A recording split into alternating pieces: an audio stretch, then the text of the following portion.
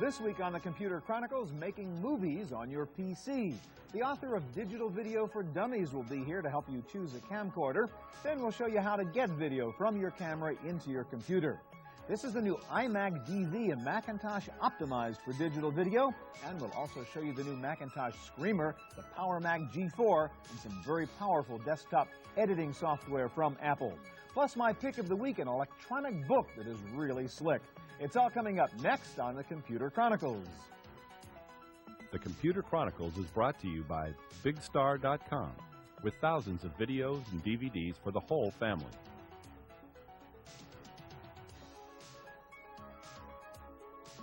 Additional support by TechWeb for up-to-the-minute technology news. And by TVA, Television Associates, bridging the worlds of computers and video with DVD authoring and MPEG encoding services.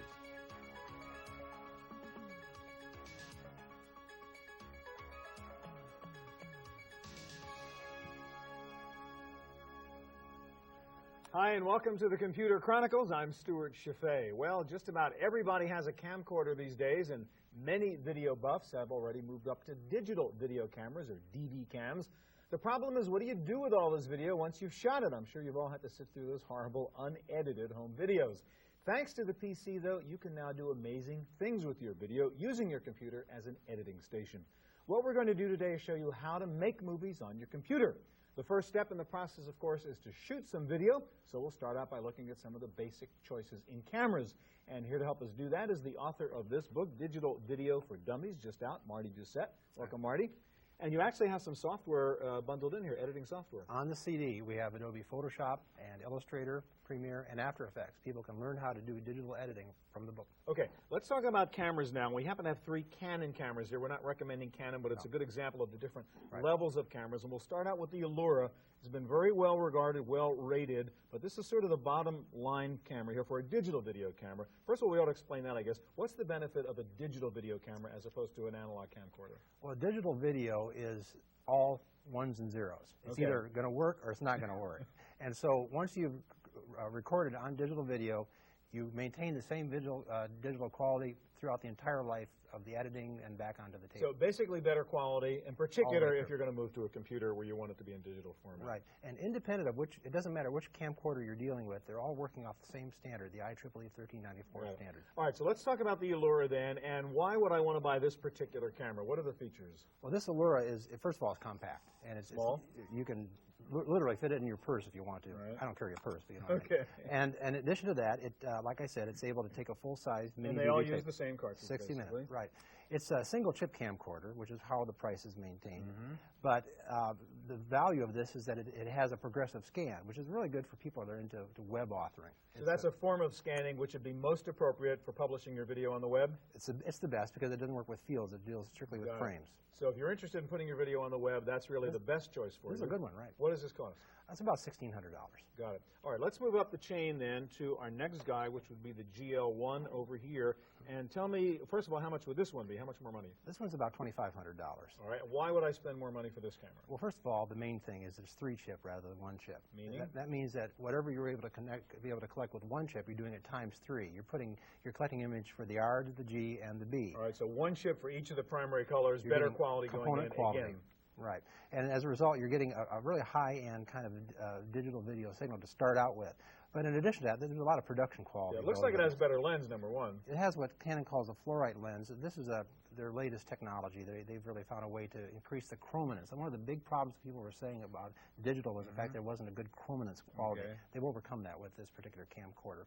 It also has some production value in that it also can get into being able to control the individual settings, such as you can control aperture with this. So a little more manual control. Manual control, totally. If you want to control shutter control, it'll do the whole job. Would this be appropriate for doing sort of medium-level professional kind of shooting? It's a good one for videographers, for instance, for people training videos, people that get into event videography. photography. So better than the consumer vacation stuff, but Absolutely. not really high-end quite It's very good. I Yeah, mean, a lot of 3 CCDs, good yeah, lens. it's not broadcast quality in some of the features, but it definitely is the quality. All right, let's go up to the next step, and this is a very popular baby with, I know, a lot of our crew guys who shoot professionally, and this is the XL1. This is the XL1. And what price again here? We're looking at something around the $4,500 range. It looks more like a really professional camera here. Right. And what do we get here for the extra money? Well, first of all, one of the things that Canon is proud of is the fact that you get to have an interchangeable lens. This is a 16:1 lens, which can be taken up to a much higher magnification through digital, but it is an interchangeable. You can go to wide Comes angle. with, again, big lens, better lens, and interchangeable capability. Exactly. What else? Well, this also has all of the digital video has PCM quality sound, but this also has manual control of sound, which means that you can get into changing a number of the features of your sound. Plus, this particular camcorder can get into what's called balance sound, which means that you can actually get into XLR kind of quality. So not only better video, better audio in this guy. Turn it around, too, because I see you have a wireless mic operation in there. You can actually use this with a wireless microphone. That kind of brings up a whole different issue, and that is that there's an entire industry being built around this XL1. This particular camera. It's so popular. For instance, this is a receiver that was made specifically for the XL1, feeding an XLR or a balanced input into audio into the camcorder. Why don't you pump its menus up here so we can take a look at some of the options and ways you can set the XL1 up. I'd be glad to.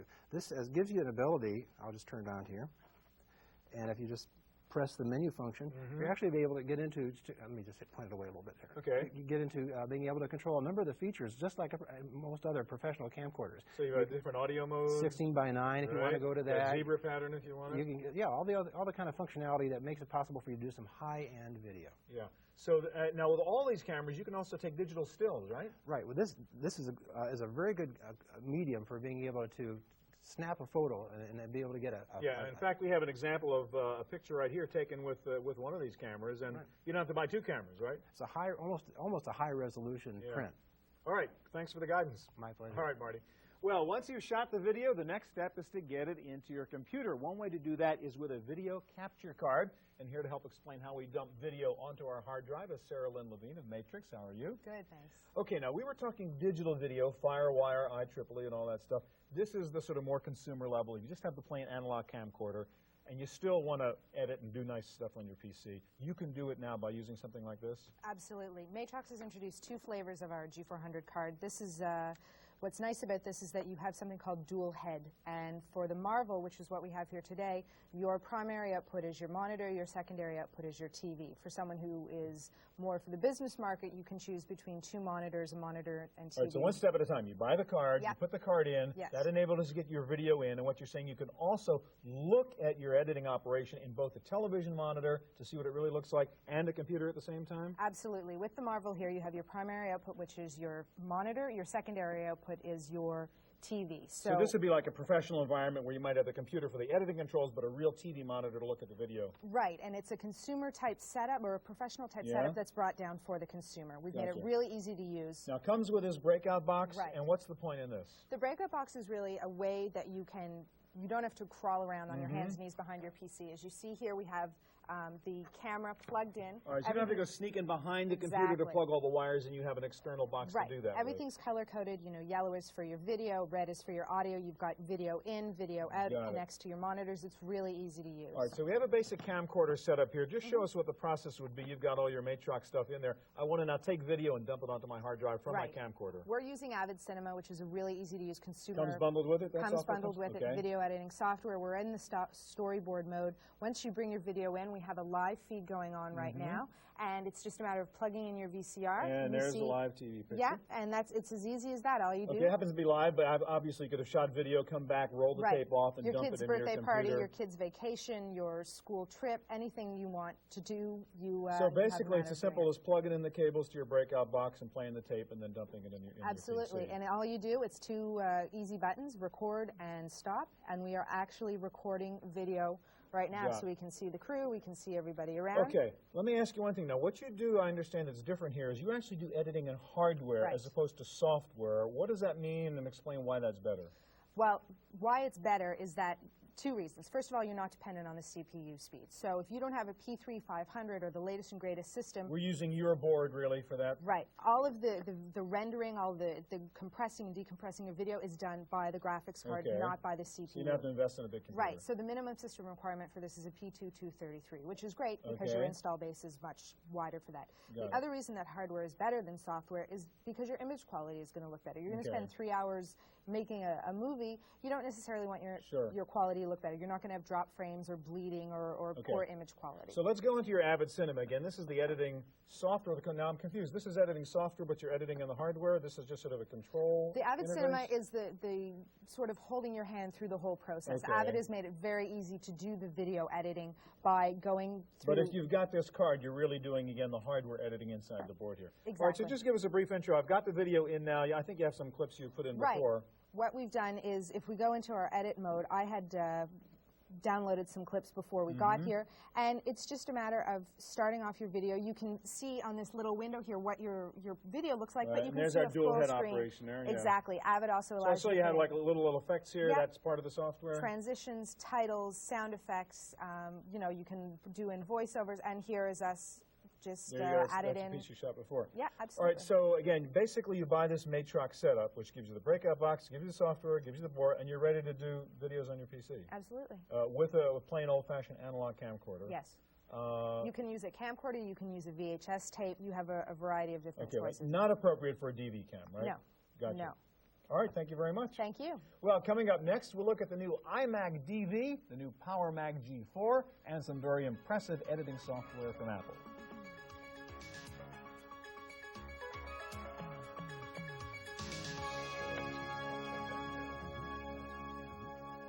Well, the Macintosh has been the platform of choice for creative types ever since the days of the early Macs and desktop publishing. And when it comes to video, the pros still look to Apple for a powerful editing platform. In fact, there are two new Macs that are killers for working with video. We're going to start with the iMac DV, and John Bass of Apple is here to show it to us. First of all, what is it about the DV version of the iMac that makes it so right for working with video? Two key things. The first is iMac DV has FireWire port in it, so we can plug into our FireWire cameras. And the second, it's got a program installed called iMovie. All right, so ready to roll. All right, so let's show how you would use this. Let's show how easy it is actually to get the video into your iMac DV. Great. So we've got the digital camera here. We've also got the FireWire camera, or cable, that comes with iMac DV. So out of the camera and just plug right into the iMac. Just hot plug it. Computer's on, the software's running. I'm just going to plug it in, and then as soon as we turn our camera on, iMovie instantly recognizes that camera is attached, and now we can start controlling that camera. So you want to start dumping some video into your hard drive. That's how we begin. In the past, it's always been hard. With iMovie, it's pretty simple. We just click this import button here. And the fact is you can remote control your camera is what you're doing there. Absolutely. The camera has just entered play mode. It's starting to transmit the video across our FireWire cable. It's going straight into the computer, being recorded on the hard disk. Got it. iMovie's even doing automatic Now it's auto-scening it over there. Right, right. All the different scenes. Every time that you press the start-stop button. So it recognizes a button switch in the video itself. Exactly, and it's just dropping these into the well here. All right, so let's take it to the next step. You've got your iMovie software built in. We want to start to build a movie now. I start to pick shots and want to lay them down this timeline. How do I do that? Simply, we just grab our first clip up here in the shelf, and we can, of course, preview that clip in the shelf to see what's going on. If there's even extra footage in this clip that we don't want to use, right, we just grab that extra footage and press the delete button. So cut, copy, and paste type video editing here. All right, so you lay shots down on your time. How do you determine what the transition is going to be from shot to shot? Well, so we've trimmed this video. Let's just drop it into the timeline here. So I'm just going to drop this particular clip between those two frames, between a couple of scenes, and then you're right. It's time to put these transitions in here. So we go to our transitions palette. We've got a scrolling list of our different transitions in here. I simply click the one that we want to use, like a push right transition, and it previews it in our palette. Right. We can click the preview button to see it on screen, but to actually use it, we just drag that transition down between the two. That's what I want to get from that sequence to the next sequence. Exactly. All right, let's go to titling. How do you create titles in iMovie? Move to the titles palette here. We've got another scrolling list of different titles that we can use. So you simply click on the title that you want. Yeah, select a different one. All right, I think you could create an original one and type it in. You bet. And let's go in here and just in this text entry field, we'll go ahead and type our text. So we'll say, what really happened, ... Okay, and then to use this particular title, we just grab the title and we drag it down here to our timeline, just like we did our transitions. All right, now what about dealing with audio and sound effects and music and so on? Exactly. Let's move over to our timeline again, and I'm going to switch into our second palette here. Okay, the second so palette, see audio. Okay. Right, the blue line at the top is the audio that came in with the video that was we're the using. sync audio that went with the video? Exactly. If you want to bring in music from an audio CD, we can simply go to our music panel here. I'm going to turn the volume down just a little bit so it's not too loud for us. And we click on the track that we want to use. track off an audio CD that's in there. Exactly. And you click the record music button. Now what's going to happen is the CD player starts playing. I can hear the music. We can also see the video as it's happening on screen, so we can synchronize sync up the music. What about sound effects? Can you sync up sound effects with the video? You bet. Let me just trim this audio back a little bit so I don't have so much of it coming into the That's obviously a spot where you might want to crash sound or something. Exactly, right? exactly. You didn't have it.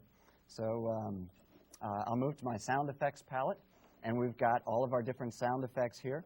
I'll just grab a drum roll, and we'll just drop a drum roll down here into the timeline. I'm going to make sure that crash sound effect is just lining right up with the title that we rendered a few minutes ago. Okay, so we've dropped our different music effects in here, our sound effects. We've got our titles and our transitions. We've created a complete movie. So we're going to play the movie. That was pretty quick. Let's play it right out. Movie, all right. Just click the full screen display button. Here's your title. Yep. Here's your music. Here's your video. You'll see our first transition here in just a moment. It's a push right. Okay, so that was that transition. There you go. There we go. Push right over there. That's right. So now once you've created your movie here, the magic then comes from getting it out of your computer and back to the camera. That's where DV really comes in handy. We can send it right back out that same FireWire cable and record it right back to tape, carry it to Grandma's house. Dynamite. What does this whole operation cost if I want an iMac DV and want to do what you just showed me? iMac DVs start at $12.99. The special edition that we're working on is $14.99. What does that add, special edition? The special edition has twice the amount of memory. It's 128 megabytes, a little bit larger hard drive, 13 gigabytes, and it also comes in the cool graphite color. Okay, thank you very much. Very impressive. Thanks a lot. Okay. Well, if you're really serious about creating videos on a computer, you need lots of storage, of course, a really fast processor, and high-end editing software. Well, we have it right here. It's the new PowerMac G4 and Apple's new video editing software called Final Cut Pro. Andrew Baum of Apple is going to be our tour guide. Andrew? All right, so we're talking high-end here now, really professional-level video production, That's right? correct. Professional editing effects and Okay, what do we get from the G4 that we didn't get, say, on the iMac DV? Well, the G4 has a velocity engine, so basically it's an enhanced performance for video and graphics, so you'll get better rendering and better performance. And faster stuff in general. You got that Okay. right. And the software we're using is called Final Cut Pro, and this is really high-end stuff, professional editing environment, too. That's right. It's professional editing effects and compositing for people doing broadcast, traditional broadcast for TV, as well as web broadcast. All right, so show us how we would use Final Cut Pro here on the G4, and just show us building up a typical movie sequence like we saw before with John. Okay, for example, here I've got a piece, and I've already got an in point here, and what I'm going to do is put a duration. I'm going to go right up here, put a duration, 1.33, hit return, and what happens here, it automatically puts an out point. So I'm only going to use this portion. So you told it how long you want that scene to be. It automatically puts the in and the out in there, or you have the in there. It adds the out automatically. That's correct. And what I'm going to do is I'm going to drag it over, and you see an edit palette automatically pops up. Okay, so different ways now you have choices of putting in that piece of video, which are what? That's correct. You have an insert, overwrite. Insert, just drop it in. Right. Overwrite, replace a previous sequence. Right, replace, and then you can also do fit to fill, which will fill a gap. If you have a gap to space with nothing in it, it'll create the shot to fill that space for you. That is correct. And the superimpose, which you are compositing Lay a one different picture layer. on top of another That's right. picture. Okay, so which one do you want to do? So in this situation, I'm going to do an insert, and all these different functions can be done by the keyboard or from a drag-down menu too. So I've inserted it right here, and now I'm going to open another clip. This is a clip where I've done a three-point edit just for time's sake. Let's explain three-point edit. It's like an L cut where the audio comes in and the video comes in later. Is that what you mean? That's exactly correct. And you can do that. Yes. So all I have to do is I can go up here, and you can do mark split, video in and video out. Okay. Or I could just do a control tab and do it right here too. So here we have the audio comes in. So this is a soundbite, sort of. You want to get him talking over the video and then come to the picture of the guy talking. That's exactly right, Stuart. So then both here at the end, the audio and video comes out at the same time. So I'll just slide it right into the timeline, and you'll see that the audio starts right here before the video. You sure can. There's the audio, and there's the audio and video together. And what I'm doing here is you're seeing a representation on the computer monitor. Simultaneously, you are seeing an NTSC broadcast version coming out of the camera, which you could actually put out to your NTSC monitor. Now, as I understand it, one of the things you can do here with Final Cut Pro is actually plan it out ahead of time, create a storyboard, and then grab the entire storyboard down into your timeline? That's exactly right. So I'm going to open a storyboard right here that I've already done. So you already pre-selected all these shots and the sequence and the order and so on? That's correct. It's like a book where I read left to right, top to bottom. So what I'm going to do here is I'm going to select all the 34 clips I have. Some have audio attached, some don't, some are a few frames. You're going to carry all that information down to the timeline. I'm going to take it all to the timeline, drag it right in, and I just brought 34 different clips. That was it? Right there. That saved you a heck of a lot of time. It did. Now I need some audio, so what I'm going to do, I'm going to open an audio file here, and you can edit up to 1/100th of a frame. All right, so a lot more power over the audio here in Final Cut Pro. I can keyframe and control it. We have filters to control it. How many tracks can you lay down here? You can do 99 tracks of audio, but you can nest it, so you can actually unlimited tracks of audio and 99 tracks of video. All right, so lay down some audio for us. So right now I have 2 tracks of audio, but Final Cut Pro is pretty smart, so I can just drag the audio right in, and it sees that I need 2 more tracks, and it creates them automatically. So let's just play back what I've done in like 4 moves. So you've got the audio track right there. And then you have several different video clips with audio. This is that whole storyboard thing you laid down That's before. That's correct. So let's stop it right here. Say I wanted, for example, a transition. Yeah, exactly. What choices do we have there? I can just do a control click. There's many different ways. I could do keystrokes. I could do pull-down menus. But I've just done a control click here. And I've added a transition. And it's going to now, how did it know what transition to add? It's using my favorite, the so it has a default transition. That's correct. There. Okay. That's a cross dissolve. A cross dissolve. And I can double click on that transition right here, and it actually opens in the transition window, and I can control the length right here, and I control different parameters. This transition was actually written in our scripting language. So you can create your own new transitions. That's correct, and effects. So say I wanted a different transition, I can just go to a different tab here, the effects tab, and I can go to, we have dozens of transitions.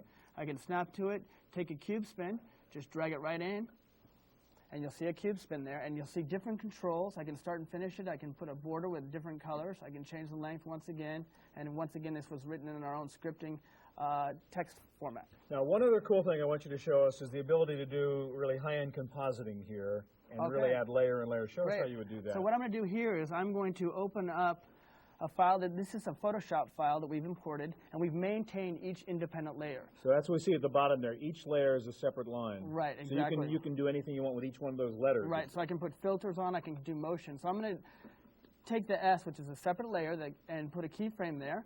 Then I'm going to go forward in time, put another keyframe, and what I can do is I can actually drag that S down. You're really going to animate that S in the end of the title. That's correct. And I have a motion control, and I can actually control the acceleration right there. And let me just go back to the beginning, and you can play back what I just did so you can get an idea. And there you go, that S. I can have it spin. I can do everything. Right. Now I could just open this up. Let's get into broadcast quality right here, how it would look and not in wireframe. Now let me double-click on that specific S. And what I can do is actually go to the filters, and I can go to, say, for example, like ripple it or something? Yeah, ripple. Let's go for ripple. I could just drop it right into the filters tab, and you'll look at the S. And it's rippled. Rippled just the S. And all right, real quick, you've got a PowerBook G3 over there. Before we run out of time here, you can actually do all of this on a PowerBook and go on the road and do the same kind of editing? That's correct. For pretty much the first time, you can do editing, effects, compositing. Let's just grab this out here in the room. And I'll just play it right there. And that's the same deal. Yep. So right now there's no wires. Basically, we have a newer technology FireWire card, and I can plug the camera right in. Right. I can do editing, effects, compositing, and bring it on. That's dynamite. Last question, exporting. Where can you take this to? But basically, you can take it to any professional format, and what I will show you is right here. I go right here, and I can go export, and let's get it to the QuickTime format. I got it. And I can basically have all the different codecs I want to do, and so forth.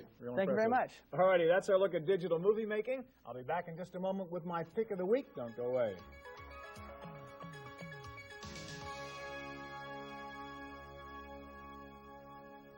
Now for my pick of the week. Well, we've been looking at digital movies. Now I want to show you the newest in digital books. For years we've been hearing about electronic books and magazines. The internet has done some of that, but face it, you don't really want to read a book on your computer. Well, there is now a new electronic book that goes further toward being the real solution to paperless reading than anything I've seen before. This is the Softbook. It's about the size of an average computer magazine. It weighs only around 3 pounds, and it is really easier to read than paper. Let me show you. It features full-size magazine pages, so there's no squinting, and if the print is too small, just click one button and you get larger print. It preserves the page-turning metaphor of paper books by letting you simply click and turn the pages forward or backward. You can dog-ear a page just by tapping in the corner over here, and you can do things with the Softbook that you cannot do with a paper book. Can't remember the last reference to that character? Just search for it. When was the last time that name was mentioned in the book? Just hit Select and Previous. You can highlight text, even make your own handwritten notes. What's really great about the Softbook is you can download books from the net without a computer. The Softbook has a built-in modem, so you just plug into a phone line and download your reading. It holds about 5,000 pages, so you can carry around the equivalent of about 20 books. And you can actually publish in the Softbook format. This could become MP3 for authors. For more information, go to softbook.com.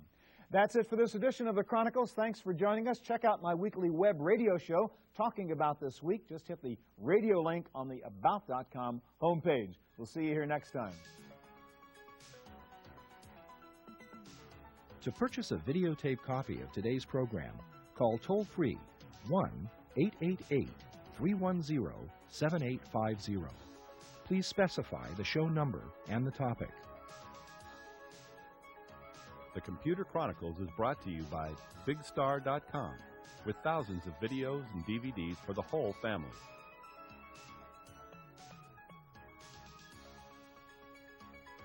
Additional support by TechWeb for up-to-the-minute technology news. And by TVA, Television Associates, bridging the worlds of computers and video with DVD authoring and MPEG encoding services. Next week on the Computer Chronicles, robots. Anyone can build a robot these days, thanks to the Robotics Invention System from Lego. We'll show you how it works. This is Terminator, an award-winning robot built by several high school students in California. And would you like to pet Aibo? He's the absolute latest in consumer robots. We'll show you what he can do. Plus, we'll meet Sai, a new robot that you can program on your computer. And finally, Pioneer 2, a robot that can see. Also, my pick of the week, a new robot game that is absolutely addictive. It's all coming up next week on the Computer Chronicles.